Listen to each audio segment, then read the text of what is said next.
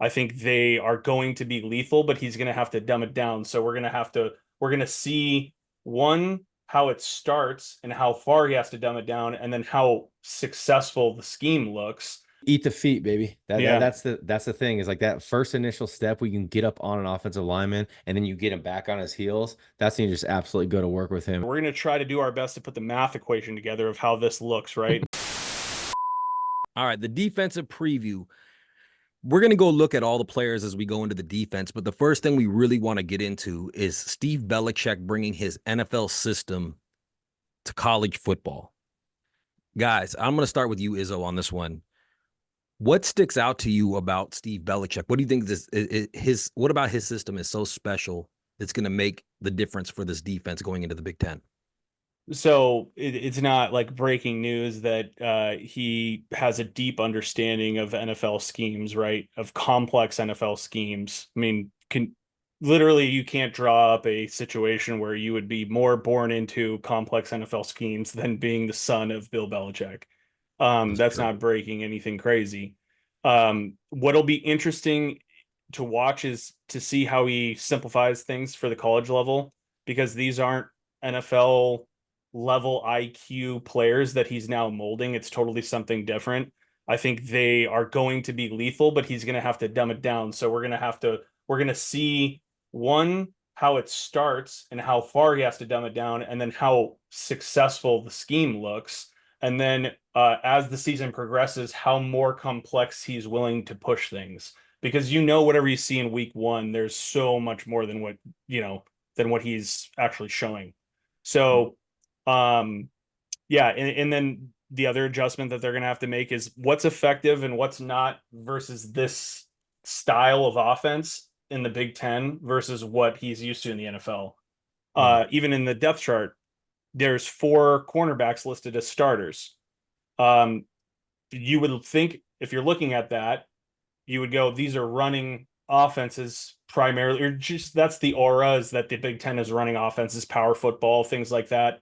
And so we're gonna see, like, is the bringing that many cornerbacks onto the field indicative of him playing the pass all the time, if that's what's being listed. So it'll be interesting to see that adjustment, and if he is going to consistently bring 6 DBs, 5 DBs on a regular. I mean, 5 is almost a foregone conclusion that he's going to be doing that on a regular basis. But 6, is that going to be really frequent? And how is that against Michigan or a Penn State or whatever rushing attack that you want to list off in the Big Ten?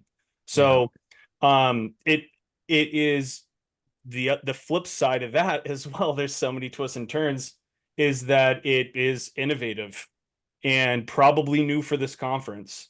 And so all of that meshed together, we're going to try to do our best to put the math equation together of how this looks, right? We'll familiarize everybody with what is on tape from when he was at New England, and kind of go from there. He's known for targeting weak spots in the offensive line, and exploiting those, and really looking at areas of strength and weaknesses for each offensive line, and then going after specific offensive linemen who are struggling at certain techniques.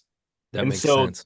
when you look at the defensive line and you look at the edge group and how deep it is in comparison to last year, that structure plays well toward, hey, we're going to specialize this defensive lineman for this task, get them very good at it, which I love, because you're just going to strengthen key points and specializations of certain players, and then attack offensive linemen who have that specific weakness. Those are the types of things that when the Belichicks get this level of credit, that they're talking about, like picking up on little things like that, and then really leaning the scheme into it and having the scheme played towards that. And that's why they run this multiple look defense, where there might be one guy with his hand in the ground versus 3 or 5, and they're mixing that up all on the same drive on a regular basis. Guys are walking around, behind the defensive lineman, and you don't know really what your look is. It almost looks like an offense scheming against a defense. It's like we're playing offense on defense, trying to confuse the offense. It makes sense then why that roster is so eclectic as far as how it was put together, different players with different skill sets, all at the same positions. But like we were saying, there's a defensive end that's 227 pounds, and then one that's 292 pounds, one that's 6'1", one that's 6'6". Yep. So Yeah, that plays right into what you're saying. it does. And the other thing that you'll see as we go through this is that they're masters of neutralizing specific players, not only on the offensive line, but double bracketing wide receivers who they feel are threats. Like trying to neutralize that, getting you going to, putting the ball in hands of guys that you don't necessarily game plan as an offense to hit with the ball on a regular basis. Mm. And you'll see that we got some clips later where we'll show you that.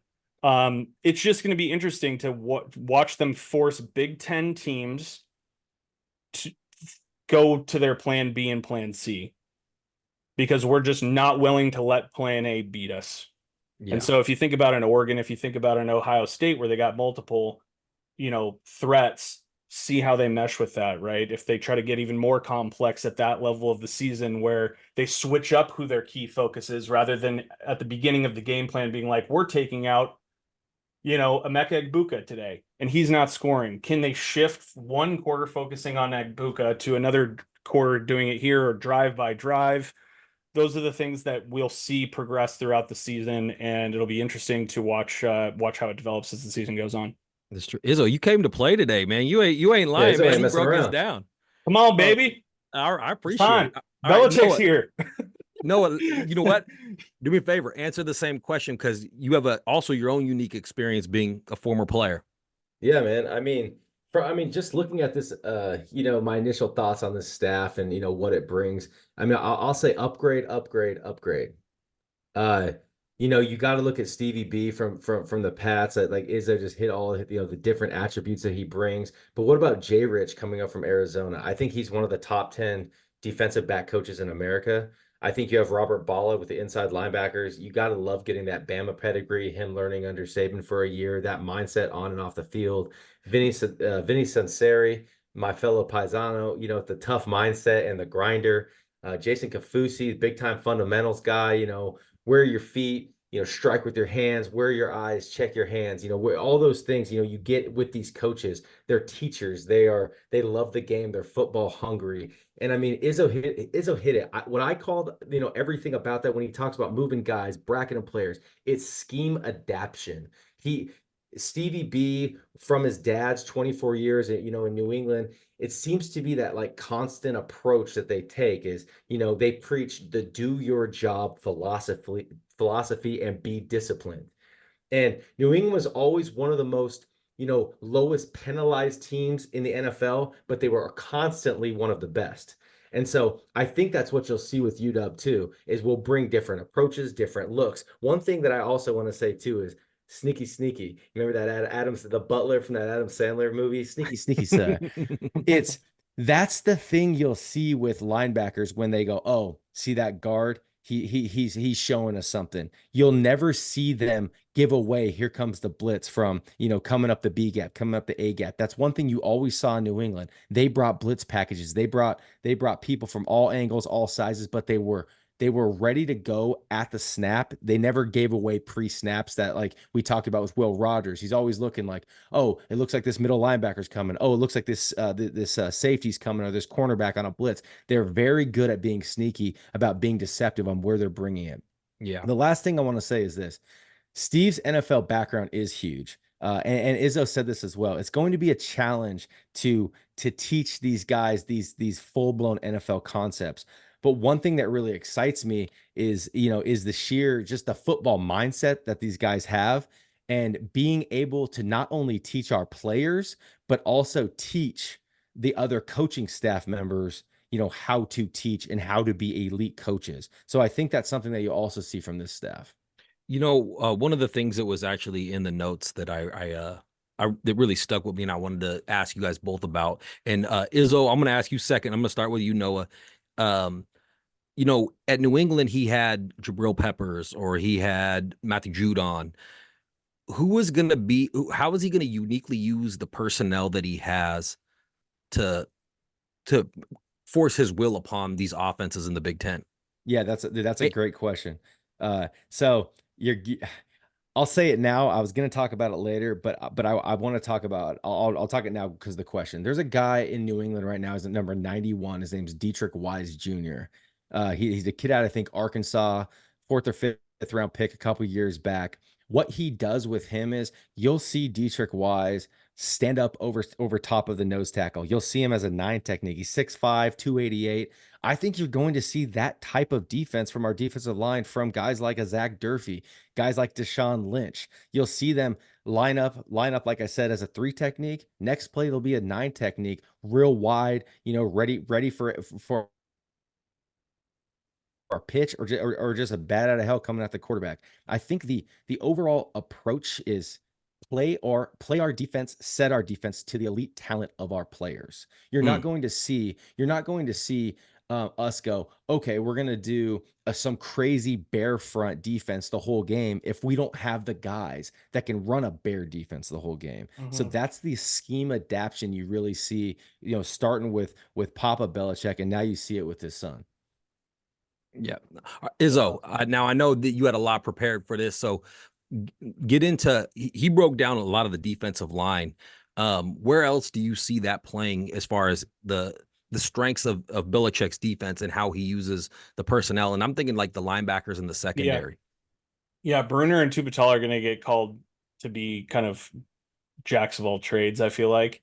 What do you mean? What do you mean when you say that? I mean, just like they're going to be bouncing all over the field. Like they're not, I mean, I guess it's no different necessarily than any other defense, but I just think that when there's so many moving parts, it's so important that they have Bruner and Tupatala in the middle of the defense, calling out where guys should be, especially some of these younger defensive players.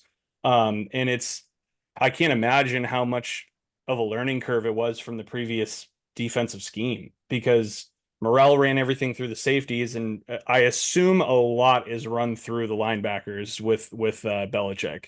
And Bruner and Tupatala, they got to do all the studying and learning of what Belichick does, from a scheme and verbiage standpoint, to then be the quarterbacks of the defense and move guys around, make sure they're in the right spots. The other two would be like Cam Fab and Jordan Shaw in the DB room. Like Cam Fab, he'll bounce. They have safeties, like they have their safety and their nickel really like bounce between schemes often. It's not like they don't like primarily run out of zone one day and then go to man, like, for the last quarter or something like that, depending upon the situation. Like we said, when the whole defense is moving around, that includes assignments for Cam Fab and Jordan Shaw, and really all the safeties and DBs, but more so your safeties and your nickel corner. Okay. Shaw's got to keep stuff in front of him. I just think those two are going to be asked to come up and probably play in the run quite a bit more often. Yeah. And so their assignments are going to look a whole lot different. You'll see it in the edge room. Like you'll see it on the clips that we'll show, how much they have different things schemed for guys like Durfee and Ward off the edge. Like, are they coming in, when we talked about how they attack certain offensive linemen at certain shoulders and with certain, exploiting certain weaknesses of guards and centers and stuff like that. Those are creative stunts. And these are things that we're seeing Durfee for the first time, really, other than like a brief series, a couple series or something like that in a late bowl game. And so it'll be interesting to, they're taking a guy who hasn't played a whole lot of snaps and then asking him to do some really creative things on the defensive line. And can he do that? And then a young edge and Ward too. So the flexibility of this and the playing offense on defense factor, I think, is going to give us the upper hand. And I think frankly, a lot of offensive coordinators in college football probably have never seen as well coached of a defense that is this complex before. Yeah, it's going to be a tough unit to stop. And I guess you kind of led into what the next question is and what we're going into. And that's kind of breaking down Belichick's scheme. And what I mean by that is, if you look at like somebody like Steve Spagnuolo, he's an attacker. He blitzes. He goes at him. Would you say that Belichick is an attacker, or does he play more of a chess game? Like if his guy wants you to attack, he's going to play back. If his guy doesn't respond well to pressure, he's going to blitz you. What do you think? How do you think his scheme? How do you think his scheme differs from what we had before, but also what makes it unique? A lot of defenses, you like certain defensive coordinators get the mantra like, we're going to create turnovers, and like how I'm going to create turnovers is I'm going to blitz you, and then I'm just going to have to throw the ball up and my defense is going to have to make plays, defensive backs. I don't think you're going to get like, I'm going to blitz. This is like Steve Belichick, right? I'm going to blitz just because I need to blitz. I think it's a very calculated. I think Izzo said this earlier. It's almost like this offensive philosophy. Like, I'm trying to figure out what's going on. There's this chess piece going back and forth. And I think you'll see that with a Steve Belichick type defense is, I'm going to exploit your weakness because that is the best opportunity I have to create pressure and keep guys home. I'm going to look at it more. It's not just a havoc defense that's like pressure, pressure, pressure. It's very much of a chess piece that I think we'll end up seeing from this defensive staff. Okay. Yeah. You guys want to start getting into some of the concepts then? Yeah, let's do it.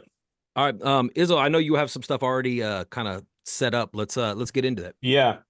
So I want to show you, and shout out to Coach Koo again. I almost want to just put a constant shout out to Coach Koo because I think throughout the season, what we're going to do is as we look at our opponents, we're going to get some game film from them and pepper in clips, and so that we can actually see what we're talking about and it's not just words. And we'll do that here today. We've got a handful of clips that we're going to be talking about today. The first one is as man-free concepts. Are the man-free concepts that Belichick utilizes, and then the cover four schemes as well, or inside the cover four schemes. He's going to use these on Big Ten offenses, and we're going to see how that looks like, given that as a teams coming from the West Coast, we're like, all these guys do is run. That's all the Big Ten does. They just pound the rock. We saw it with Michigan. That's what every offense is. But that's not the case, obviously. I think they are obviously power football teams, but we'll see what it looks like when we're, against the pass. Maybe we're just going to try to make teams go ahead, run a lot, do it. Okay. So he's finding ways in exploiting weaknesses in the offensive line with creative pass rush strategies as well. And we're going to see that within the cover four to where guys can do their job in the secondary because just rushing a few guys is getting the job done up front versus like crazy bunch of blitzes. And so the first thing we're going to take a look at is within this scheme, within this man-free concept here, is him taking away, scheming out the best receiver in the game and taking them out, forcing offenses to look elsewhere. So we'll pull that up here. Okay, one of the things that the Patriots now, Washington defensive coordinator Belichick will do is he will take away their best receiver at times. So one thing he will do is, like, for example, here's Keenan Allen. They end up bracketing him. They're doubling him inside and outside. So they take away their best guy and force him to go elsewhere with the football. So here you see it. They got inside, outside in him. He's man on number one. And they're basically playing cover four down here. But right now they're taking away the best player with inside, outside concept and force them to go somewhere else with the football. All right, they do, and they're playing bodies out there, playing cover four on this side. Again, he takes away the slant. They got the bracket up here on Allen, and he's in man. So one thing he will do is he will take away an offense's best weapon. Thoughts? First off, you gotta love those clips that they're two clips and Justin Herbert's throwing incomplete passes. Gotta love that. It was exactly what you guys had said about him specifically deciding, I'm going to take a guy out of this game. I'm not going to let him on this play beat me. And they did that with the best receiver on the field there, and I think that's genius. It's a layer that offenses have now taken, especially in the NFL, which is that sometimes the best player on the field on the offense is in the slot. That's real. That's real. they're bracketing the slot guy. I mean, I don't know, Noah, you tell me. This is something I typically have been paying attention a ton to, is to like how often are teams bracketing slot receivers in college football?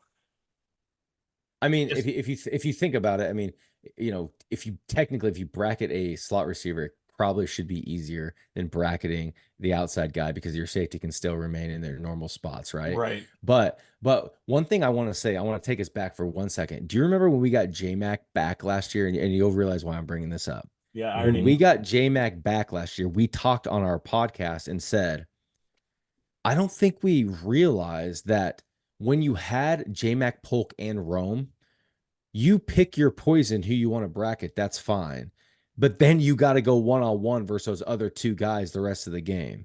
Yep. And it took our team from like, this great level to that elite level. And then we played for the national championship, right? Mm-hmm. But you look at it as we go through this, go through these Big Ten teams, your Oregons, your Ohio States, your Michigans, we'll try to neutralize their biggest threat, right?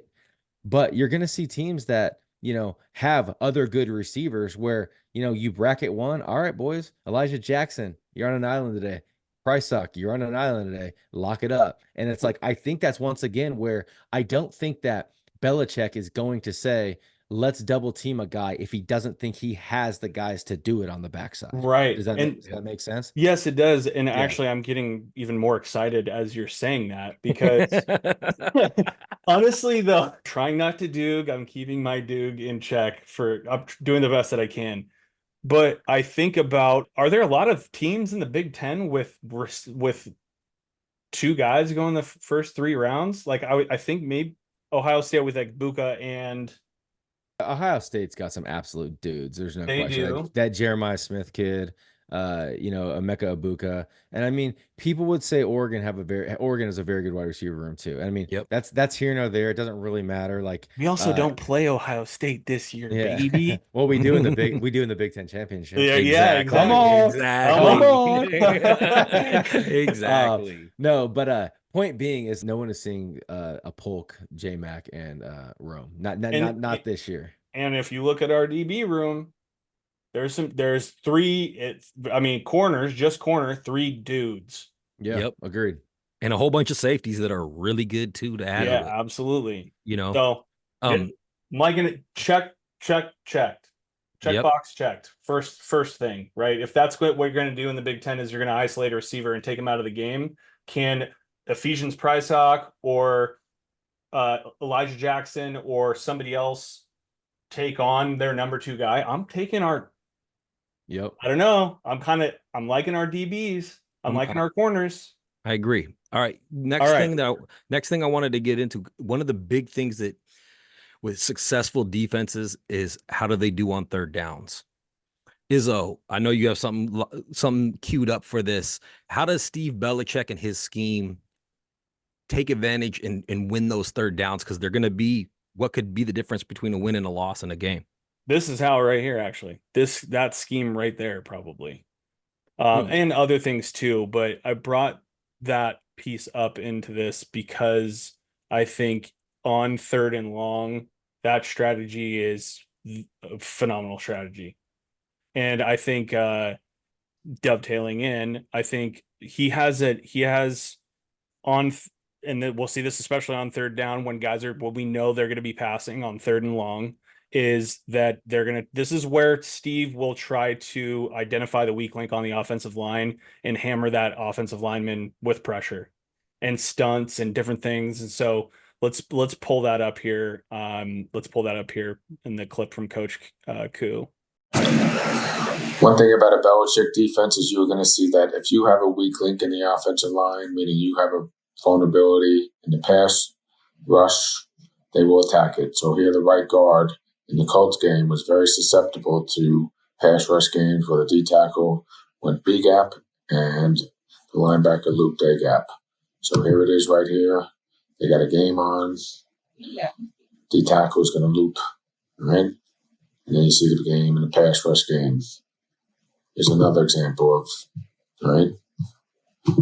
Same type of defense, same scheme, right? Again, they're trying to attack the right guard because he's a big turner in protection.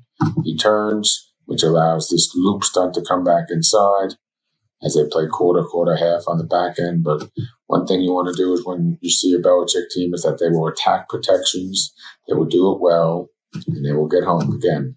They're trying to take advantage of this right guard because he's a big turner. When he turns his shoulders in pass protection, they will often find that guy and pass rush games accordingly. Judon is killing that guy. Yeah. Well, I was going to say, is Quentin Nelson healthy on the left side? No, yeah, let's go after the right guard. 100%, bro. Did you see? I didn't even know. That was the first time I saw that clip. I just want to say, you see who was lined up in that 5 technique, 7 technique, and then a 9? That Dietrich Wise kid, 91 on the other side.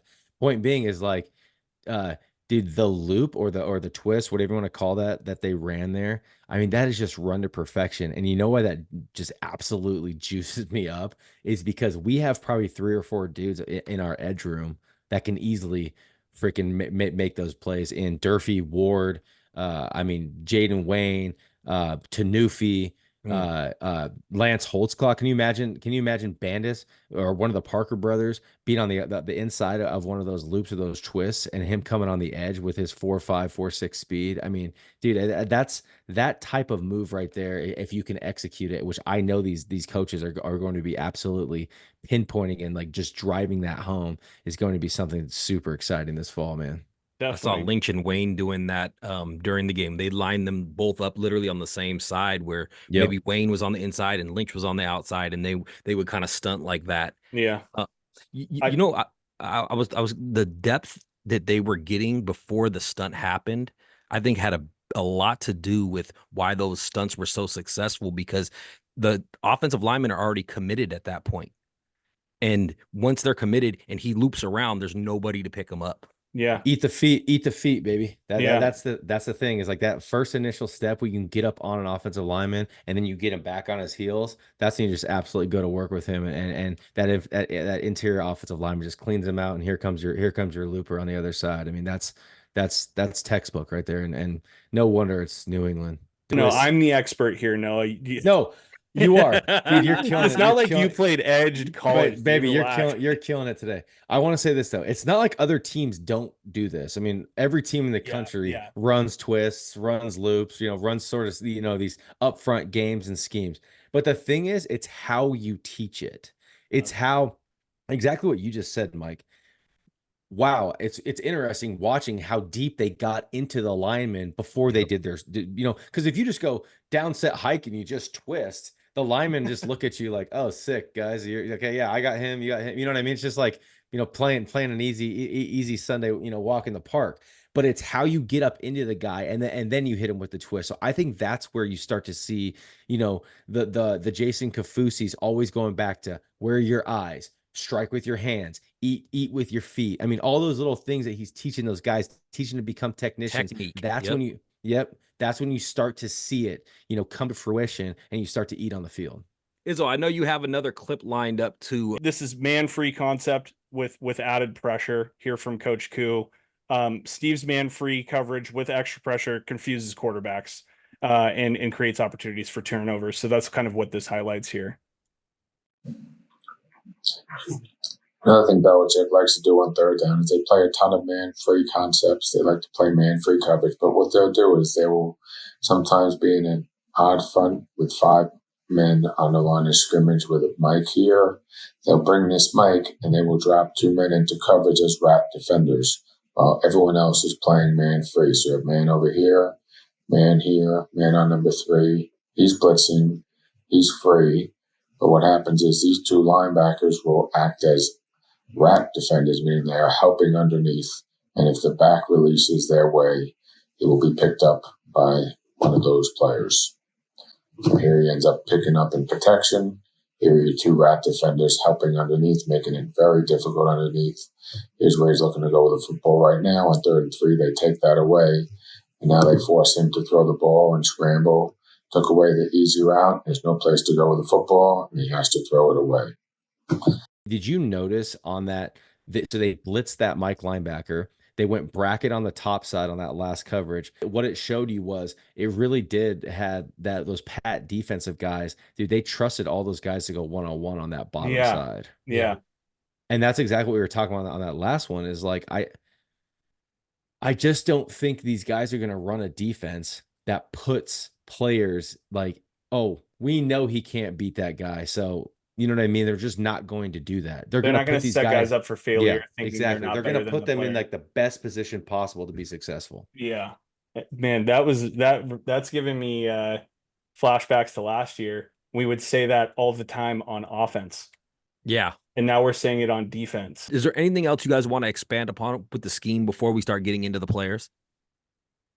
Dude, Nope. I'm ready, man. I'm We're good? excited. I'm excited for these players, man. Me too. All right. Well, we have a great scheme, but you got to have players to run it. So we're going to kind of go in and break down position by position the guys that are going to be manning up this scheme. And we're going to start with the D line. There's lots of new faces on this team.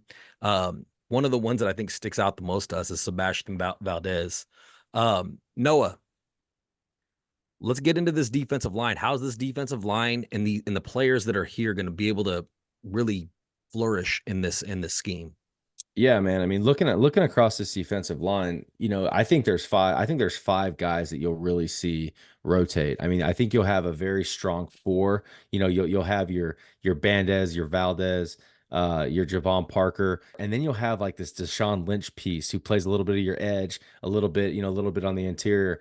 But you know, when you start breaking down guys like Valdez, I mean, dude, he's coming out of Montana State, and I think people automatically go like, oh, you know, coming from like the lower levels. Dude, Sebastian Valdez has an opportunity to be one of the better interior defensive linemen in the Big Ten. Like Agree. that's not some like hot take here, throwing the glasses on. I mean, wait till you see his hands, wait till you see his quick burst and his first step. I mean, I love what he can bring to us. And then on the other side, really quick, I want to talk Javon Parker. Dude, he is a menace up front. And dude, he's a very handsy player with an elite first step.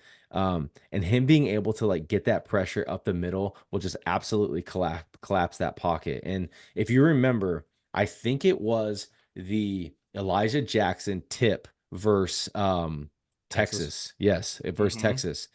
If you want to check me on this, please do. Look at Javon Parker get into the backfield against Quinn Ewers, get his big old mid up there. Him just getting that's kind of like collapsing that pocket and making that quick throw, and then you have onto the natty, baby. But I mean, like that's the type of impact you see on passing downs from your interior defensive linemen that I think we have multiple guys this year. You know, like I said, your Parkers, your Sebastian Valdez's, you bring your Deshaun Lynch inside. I mean, you have those like quick twitchy guys that can get up and go on the interior defensive line as well. Yeah. And if you watched Valdez's film, they were double teaming him constantly, and he For was sure. still wreaking havoc. That's how good he was at that level. Yeah. Izzo, what do you think when you're looking at the D line? Yeah, like I heard regarding Valdez, two things I want to point out. One was I was listening to a podcast from some respected guys who, you know, I'm not super familiar with them, but I know that some people that I trust their opinions were like do listen to them. I can't remember their names, to be honest with you, but they were doing a preview and they were talking about the additions that each team in the Big Ten had made, and they got to Washington and they brought up the obvious one, Sebastian Valdez, who I think a lot of people consider as the best addition that we made through the portal at the end of the last portal cycle. And what they said was that they like him, but that his tackle rate was uninspiring, or was lower than they expected. And I asked some coaches about that, and what they had told me was that the reason for that, if that showed up, and they said this is literally why there are podcasters and there are coaches, is because the reason for that is because he was in on plays that he should have never been a part of. Like I'm talking about, like he was around the ball carrier when there's then no other defensive tackles would have prayed to be around. And so I mean, there's reason to be excited. There's a reason why people are calling him Godzilla coming out of camp and stuff like that. Is he's a beast.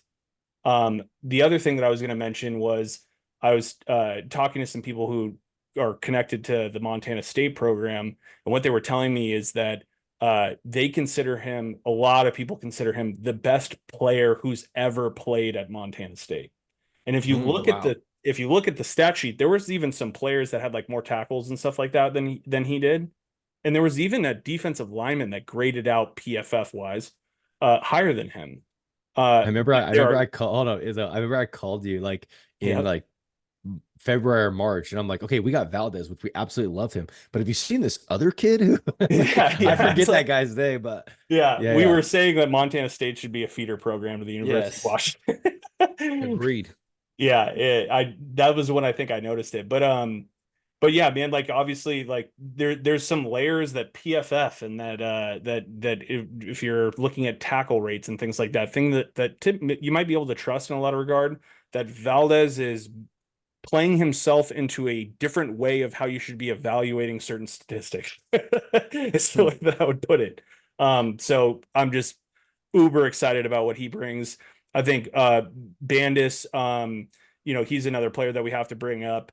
Senior leadership, we heard a lot about him coming out of camp, just kind of taking the next step, just as a leader and doing that, taking care of what he needed to with his body to take that next step on the defensive line, because they're going to rotate a lot of guys. This is a big, with all of this movement and all of these different assignments and different packages we're running, there's going to be a lot of defensive linemen who play, and Bandis is going to be, despite him, I think he was listed at the second spot on one of the defensive lineman positions.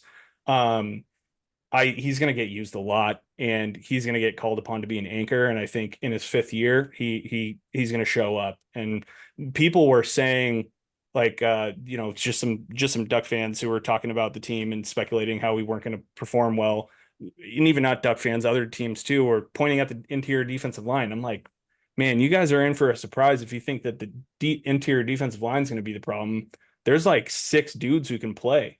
7 dudes who can play. Last year, we saw a huge drop off when Thule came out of the game. Big time. No shot to the guys that were on the team, but there was just this gap in development in the age that now we've closed that gap. So I'm really excited about those guys. I'm I'm most intrigued and excited to watch this group just out of curiosity, see how effective they can be, because I think a name too that we definitely don't want to forget is Alinius Davis. Oh yeah, that's where I was about to actually go. I was going to say we had named the top 4 guys. Sagapalu was the one that was kind of like, he's that big, 368 pound guy. But who are the guys after that? Because we do have Davis, and we also have Butler as well, who was a transfer.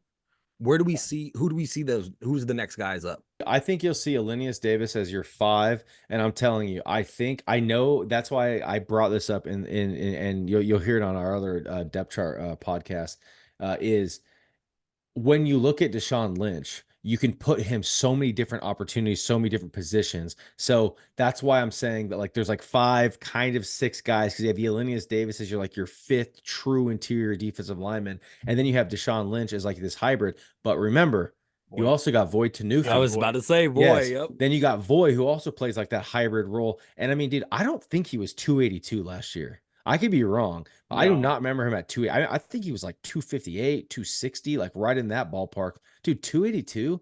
I mean, 6'1", 282. I mean, he's getting into being like, if he still got that bowling ball. Yeah, dude, that quick little twitch, bro. I'm telling you, I mean, that's exciting to see. Did you have a clip you wanted to play too? I want to show kind of how Valdez, Bandez, and Javon Parker will be used against Big Ten running games. So let's take a look at this.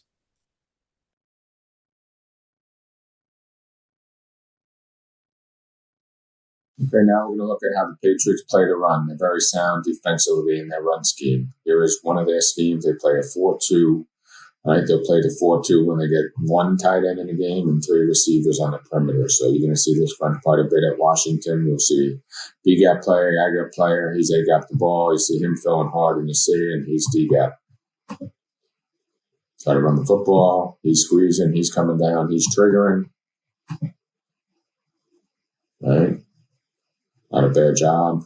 Next play is the same. They try to run the same play at him. All right. And this time the safety's really going to fill hard up inside. Again, they set the front to 3 technique to the tight end side. Everyone's got their gaps. Okay. Safety starts coming down this time. He's going to play it hard. And you got 1, 2, 3. As this guy's trying to come here, he's coming here and he's squeezing. Doing a good job inside, holding their ground. They're very good at playing their gaps, the Patriots. They play solid defense up inside. And they're able to stop the run here. Again, they're not big a team in slanting and movement. They're not going to be a Washington. See a lot of gap responsibility. Guys really playing their gap, anchoring themselves into their responsibilities. And you're going to see some really good defense from them up inside. Very hard to run the ball against them between the tackles for that reason. And here's the last one. Here's a 3-4 front they'll sometimes play. And then when you go 2 tight ends, 12 personnel, you're going to see 2 tight ends. You're going to see them sometimes go with 3-4 personnel. That means you have a nose, 2 D tackles, 2 outside backers, 2 linebackers here. Here's a strong safety coming up into the box. You're in 12. We try to run the ball to the right. Okay.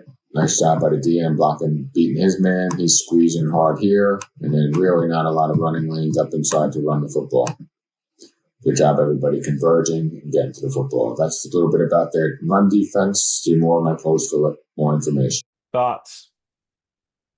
Man. Discipline. Very disciplined. Like Dude, everybody along that D line. 100%, bro. I mean, that's gap integrity, man. It's crucial in this scheme. And I mean, it's and it goes back to being disciplined, just like Mike's saying. And the other thing too, man, it goes back to the philo, man. What is the schematic philo that they want out of these guys, man? Do your job.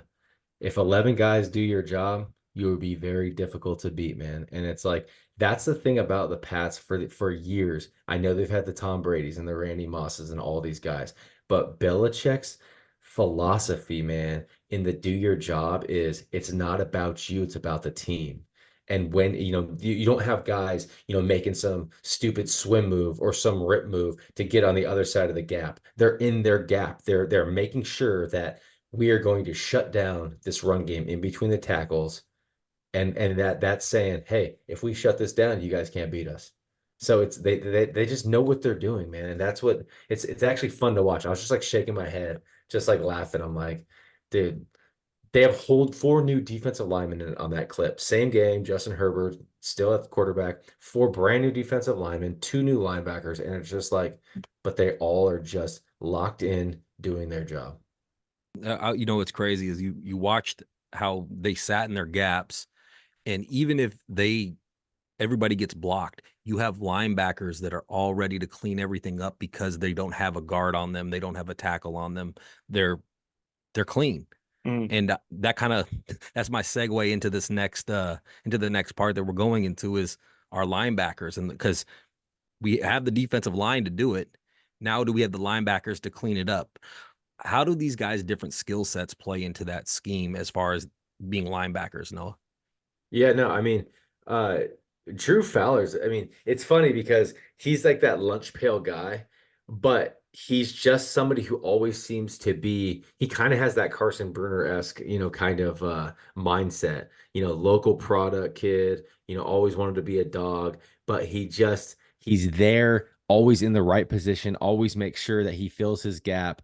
And then you look at a guy like a Kamori House, and don't think I forgot about Parham either, but you look at Kamori House, and it's like, the big thing I was hearing about Kamori House was if UW was going to create this like Zoom package or this NASCAR package we talked about last year, what I was hearing was Kamori House on pass rush downs was like almost like impossible to block. Wow. And then and that's where it was like, hello, Zach Durfee, hello, Isaiah Ward. Then you got freaking, these 2 big boys up front, and then you bring in like a Kamori House and Bruner in this crazy NASCAR package that you can bring 3 of those guys and drop 2 of them, bring 6 of them, and only, you know what I mean? I mean, there's just crazy things you can do when you have speed like this. And so looking at that, I mean, the last thing I want to say is this is a question I'll pose back. I think Parham has solidified himself as like that legitimate, like he can play both linebacker positions, and I think he'll be our like legitimate third guy in the sense of Bruner, Zoe, and he'll rotate and he'll play a ton. Do you think Kamori House, because of just like that elite skill he's done in the fall, like, and you just kind of seen him, how do they keep him off the field? Like, it almost seems like he's going to be a guy that burns his red shirt. Yeah, I think he's definitely a guy that'll end up burning his red shirt. to be honest. But I do agree with you. I think Parham, if you have to dub somebody in number 3, he's probably got to be the guy. Yeah. And then I wonder if basically the way they view House is that if you're deep in a game and you need a rotation, you need to give guy a rest, that he is not a far step down from what they see. Yep. But they understand he's younger and they've got older guys. Yeah, especially if they're trying to utilize speed. Like, say we're playing a team that has a lot of speed, and maybe he's the guy that fits that role. That sounds, like I said, it sounds great when we're talking about what these guys can do and how they're going to actually supplement. It's funny how you were talking about them blitzing and what it's going to do for the edges. So let's move into the edge room. Let's do it. The edge room is very, very interesting because there's so much talent, but there's not a lot of it that is played out on the field yet for us. I think maybe Voy has the most production at the Power 5 level of everybody. But I think Zach Durfee is who everybody's curious about. Noah, you were the edge, so I want to start with you on this. Break down this edge room and what are you excited about, and how do you think they're going to thrive in this defense? Yeah, man, there is, you said it, man. There's so much untapped potential on this team. I mean, we have 6 dudes that I think this staff, 6 or maybe 7, that the staff probably feels pretty confident in playing. I mean, Durfee, I don't think you go through a practice and you don't hear some report on him just absolutely mauling someone. He gets his big old mitts on you. Dude's got like 24-inch guns. I mean, he's just an absolute tank. Remember, man, Durfee he comes from like that quarterback pedigree, and he was twitchy, and he can run, he can jump. I mean, he can do everything you want. And then you look at like, your Isaiah Wards. This is one thing about Isaiah Ward that people have to understand. He's only 227, 230, but he is 6'5", and he is long. And his best trait is he doesn't allow the offensive linemen to get their hands on him. When I watched him at Arizona, that's why he played at 220, because he never allowed the offensive lineman to get his hands on you. Those guys outweigh him by no joke. 80, 90 pounds. But if you can use your speed and create that space, it's really hard to block him. So I'll cover those guys too. I'm gonna let Izzo take a couple, and then I'm gonna come back with a sleeper that I want to make sure we hit on as well. Yeah, I think I know who your sleeper is, so I want to make sure I save him for you. Yeah,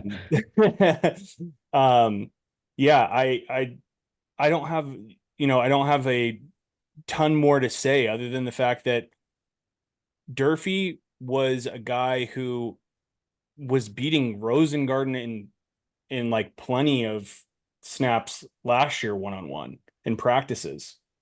And so you just wonder, and I'm not talking about, everybody's seen from Durfee that spin move he does in a lot of his clips from when he was in high school in JUCO or whatever. He's so strong and athletic. There's other stuff that they've been developing. Like, hey, Izzo, can I cut you off for 1 second on that? And this is not directly at Durfee, but you brought this up that I think is a very real thing that a lot of young defensive ends have a tendency to do.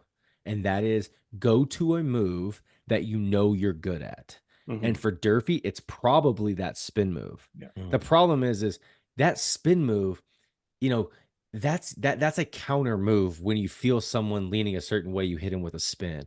The thing with Durfee, you saw him doing it was almost like that would take him back into his comfort zone. It was like, I think I can beat this guy with a spin, instead of it being like a progression off of a power move. Does that make sense? Yes. Yeah. And I think that's what we'll probably see this year, hopefully next year as well with Durfee, is as he gets comfortable, in that initial power move, in that initial speed move, and then he uses his his sexy moves, like his spin move or his dip and rip or like whatever it may be. It's like using what brought you to the well before you're ready to eat, like use what gets you there. And so that's one thing I'm super excited about Durfee is don't just go all the way to the spin move every time because it's comfortable and you're good at it. Yeah. Yeah. And Belichick's all over him with that stuff too. Yeah, he's the perfect coach for that, and so is Kafusi. Tell us a little bit about Holtzclaw, what you've been hearing, Izzo. Yeah, he's been, I mean, the same things that everybody saw in like the Olympics clips that they did or whatever, where they kind of did like a pseudo Olympics on the field and whatnot, just different like stages that they were running in different games they were doing. And Holtzclaw's jumping over people. He's the most, probably, if not the most, one of the most athletic players, athletically gifted players on the team. Yeah. Now, I haven't heard specifics like Holtzclaw is phenomenal at this move. It's pretty much just been like everyone is really intrigued by what he's going to be doing on the field. So very curious about that. Very curious about him. But yeah, I thought honestly, no, I thought he was your sleeper. No, my sleeper is Jacob Lane. Ooh. Oh Yeah. God, how is that even a sleeper? How did I I forget? know, but my sleeper is Jacob Lane just because I think we brought in these pieces from Arizona. We finally get Durfee back, to actually like have, that starter role. He's back. Dude, I think Jacob Lane is somebody who, once again, slowly but surely, you're going to see him just when he gets his opportunities, he's going to make the most of it. And it kind of like the Carson Bruner like perspective. You remember when he was like, your fourth guy, your fifth guy coming off the bench, but you're like, damn, every time he's in, he gets a fumble. He picks up a fumble. He gets a pick. He makes a big, tackle for loss. That's what Lane's going to be, I think, for this defense this year. Is he's going to take every opportunity and he's going to be successful until he ends up being our like starting defensive end in a year. So I could see that. I could yeah. see that. I think we noticed that last year, especially, he Yep. played a lot towards the end and he Yep. seemed to always be around the ball. I'll tell you what, for me, after watching the film, the guy that stuck out and made me think that he's going to play all over this place is Jaden Wayne. Mhm. You guys were talking about Durfee having one move that he's comfortable with and that he's going to, he's developing all these other moves. What I noticed from Jaden Wayne's film, whether it was a speed rush or a bull rush, he had the ability to take advantage of whatever the weakness was of the end or the tackle he was facing against. And I think that the bigger, slower tackles in the Big Ten are going to have a real tough time keeping up with his switch like that. And I think you're going to see Durfee do the same thing on the other side. That's my hot take. Yeah, I mean, I love that. All right. We have nothing left we want to talk about with the edges, fellas. Yep. No, We're good. We're good. Good. Yep. All right. Now let's go into what might be the most prolific room that we have, and that is our DB's room. And I'm talking about the corner safeties and nickels. Izzo, and I'm going to start with you on this. As we've been looking at the scheme, we can see that they ask a lot out of the secondary. Who do you think is going to thrive the most out of the secondary in this, and why? It's a great question. It's really I think it's going to be really dependent upon who we're playing. Like this is what I kind of expect. I kind of expect that you'll see a every once in a while interception from Elijah Jackson and Thaddeus Dixon and Ephesians Prysock, but that I think teams are going to try to maybe, especially early on, test Shaw, and I think they're going to quickly learn that they should not do that. Like I think that You gonna learn today. yeah, you gonna learn. Like I mean, he won best hands and had the most picks in this camp for a reason. Especially looking at his age, they're gonna be like, "Who's this redshirt freshman playing nickel? What do they think they're doing?" Like Belichick's in out of over his skis here. Maybe, hopefully, they say. I doubt they'll say that about Steve, but anyways, I he just seems like when you look at the size of the guys on the outside that you might want to try to pick on Shaw and that's going to be a really big mistake. So I think when I think about who will flash and who will, fill up the stat sheet with interceptions, it just feels like Jordan Shaw's that guy at corner. But then again, the other thing too that you got to factor in with how you assess nickel with Shaw is that he's going to be asked more to do in the run than any other DB outside of maybe Cam Fab, but probably even more so than Cam Fab in the box. So you wonder about fatigue and things like that. So we'll see. I get this sense that they're not going to be, especially if we're getting safety help and bracketing wide receivers and the number one wide receiver, that they'll probably, whoever is on the number one wide receiver isn't going to get a lot of love. Because I believe that Belichick's going to probably be successful in scheming out the best receiver on every offense. Because I believe our safety and our cornerbacks that we have are going to be able to effectively do that. So it'll be interesting to kind of see who pops. So yeah, that's kind of my thoughts on it, to be honest. That's good. I mean, I want to say something because I was gonna say, like, don't forget about my boy Darren Barkins, but Barkins, excuse me. Don't forget about my boy Darren Barkins. So my thought on him though is this: I have so much respect for Jay Rich, and I think he is such a good coach that I don't think you put Barkins as your fourth guy there in an or scenario with Dixon unless you think he's a freaking dude. Because I truly think that Dixon, Price Sock, and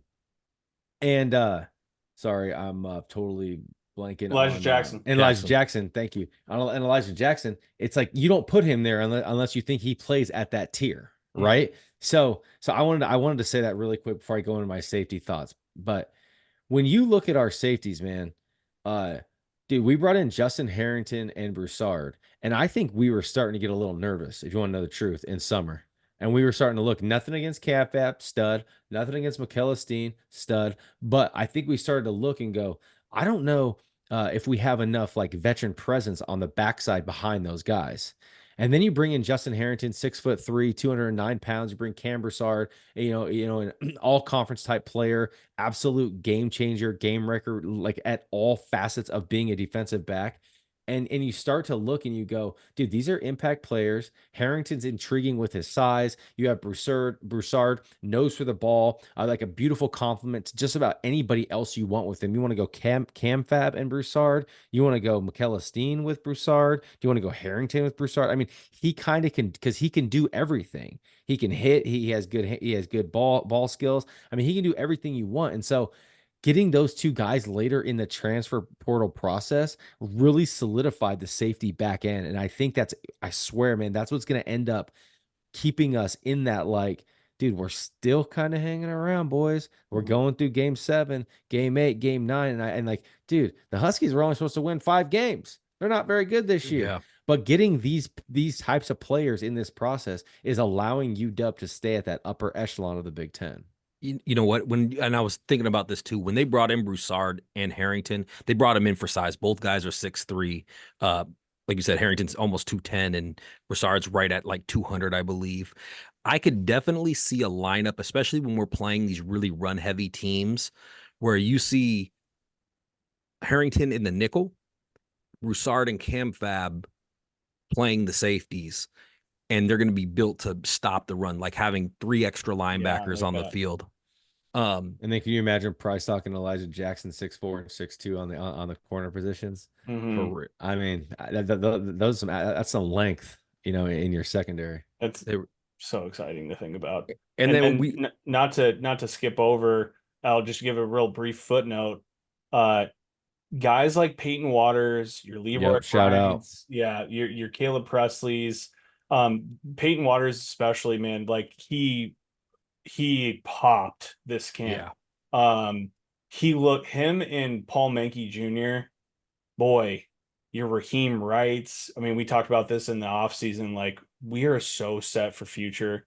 Leroy Bryant, I think, is dealing with a little bit of a nagging injury, so I don't know how much we'll see of him. I would assume he'll probably redshirt, and I'm hoping that we're so deep with these guys that we're talking about at safety that Peyton Waters redshirts as well, but gets in 4 games. That's what I kind of see playing out.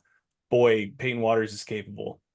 So we'll see how that all shakes out, but it's hard not to talk about this room, and then you look at the young guys and you're like, oh my God, dude, we're so stacked at DB for the next like 4 years. But then you have guys like Tristan Dunn. Yeah. Yep.